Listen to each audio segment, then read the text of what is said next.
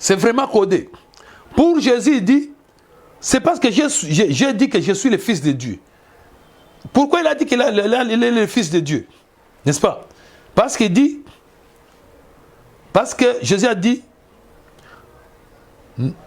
celui que le Père a sanctifié, envoyé dans le monde, vous lui dites, tu blasphèmes, et cela parce que j'ai dit, je suis le Fils de Dieu. Si je ne fais pas les œuvres de mon Père, ne me croyez pas. C'est-à-dire, pour être fils de Dieu, il faut faire les œuvres de Dieu.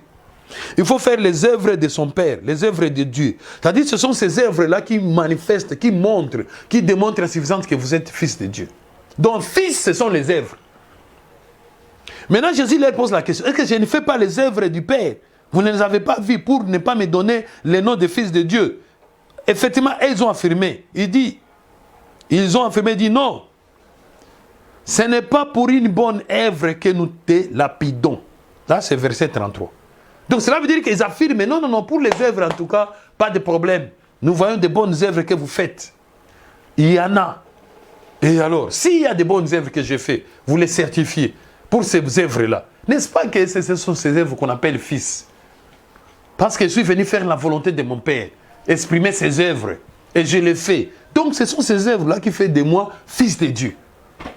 Est-ce que c'est pour cela que vous voulez me lapider? Il dit non, non, ce n'est pas pour les bonnes œuvres. C'est parce que toi, tu dis que tu es fils de Dieu. Mais il dit, mais Dieu lui-même ne vous a-t-il pas dit dans la loi qu'il a dit, vous êtes des dieux? Cela veut dire, vous êtes des dieux. Vous êtes ceux-là qui doivent faire ma volonté, qui doivent faire mes œuvres. Vous êtes des dieux. Et quand il a dit, vous êtes des dieux, c'était des dieux en Ndengeni.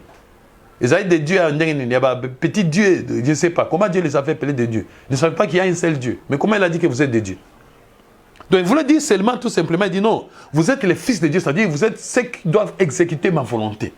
Et en cela, donc, Dieu a dit ceci, il dit, Jésus lui-même est défini, il dit, si la loi, c'est-à-dire la parole, elle a appelé Dieu, ceux à qui la parole de Dieu a été adressée. Amen.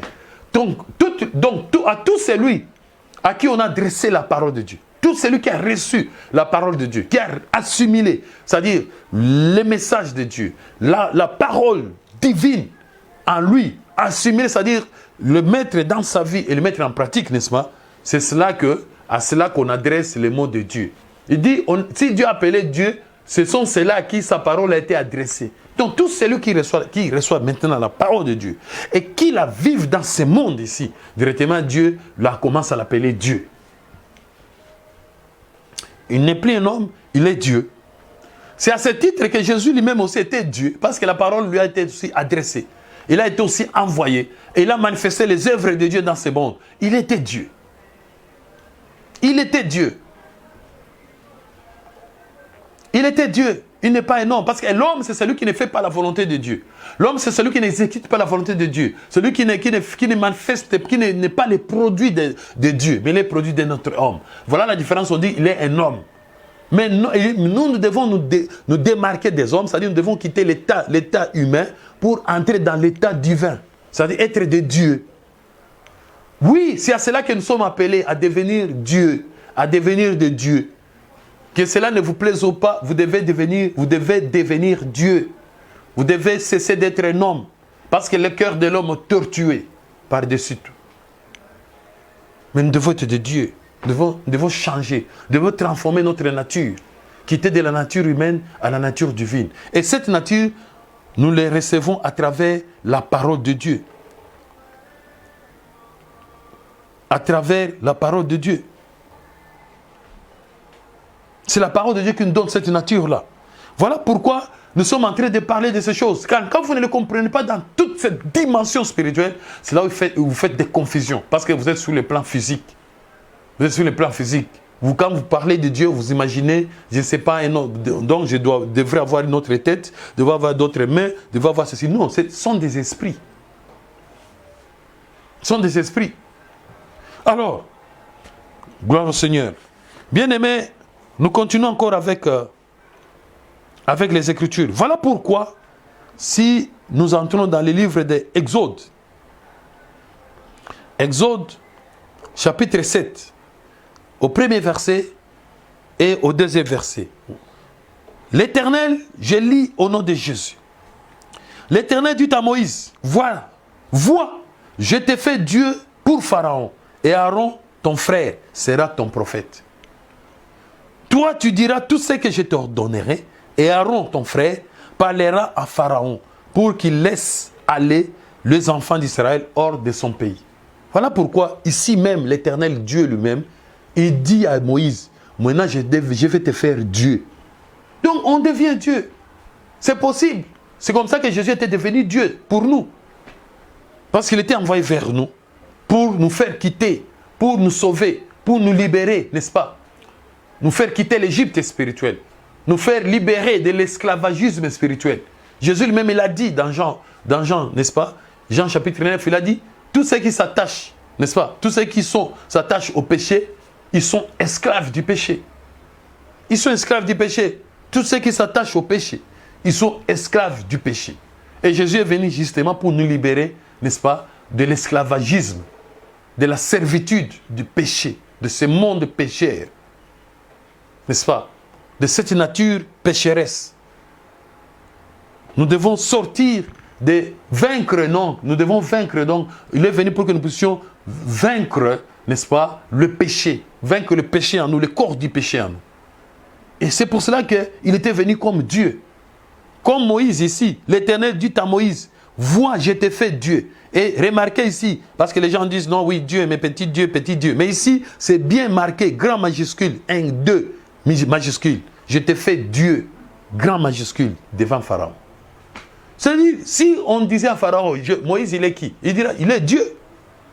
Mais toi, tu vas dire, non, il n'est pas Dieu. Il a été envoyé par Dieu. C'est un envoyé, on l'a envoyé là-bas. Oui, envoyé, mais Dieu l'a fait devenir Dieu. Il a fait devenir Dieu. Pourquoi Dieu? Parce qu'il était le produit de Dieu. Parce qu'il est venu faire la volonté de Dieu. J'ai dit fils. Il est devenu fils de Dieu parce qu'il est venu exécuter la volonté de Dieu, les produits de Dieu, faire les œuvres de Dieu et les manifester. C'est pour cela qu'il a été appelé Dieu. Parce qu'un fils de Dieu, c'est un Dieu. Et Moïse, Dieu l'a fait Dieu.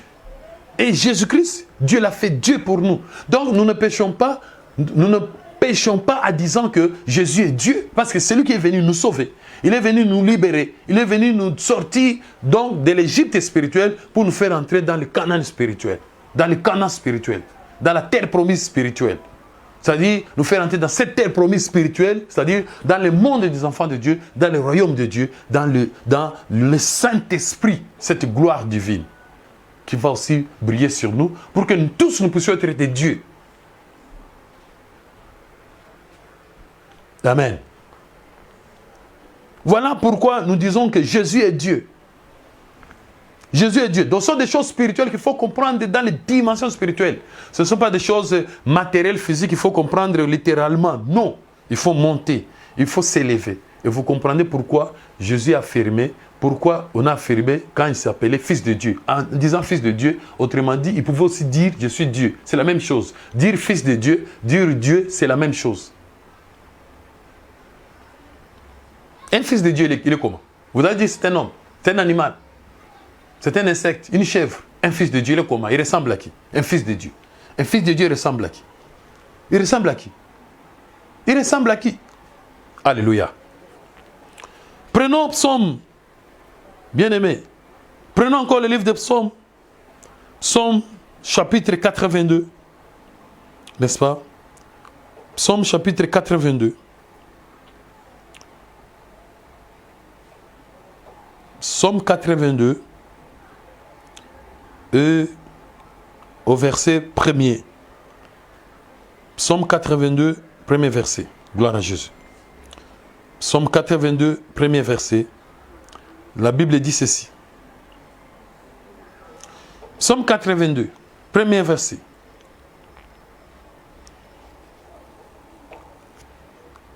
Voilà. Gloire au Seigneur. Gloire à Jésus.